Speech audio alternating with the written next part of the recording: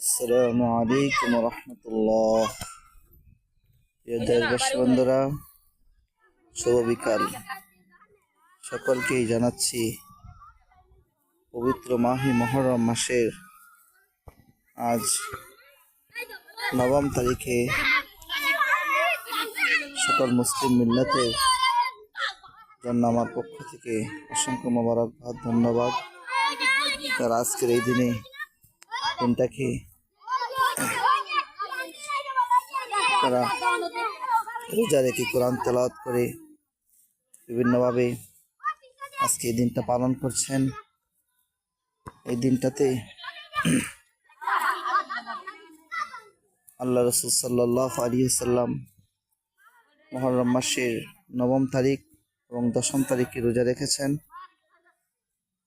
যারা রাসূল সাল্লাল্লাহু আলাইহি ওয়াসাল্লাম ওনার আমল অনুযায়ী আজকের রোজা রাখার আমলটা করেছেন, আল্লাহ তাআলা যেন সকলের রোজাগুলো কবুল করেন এবং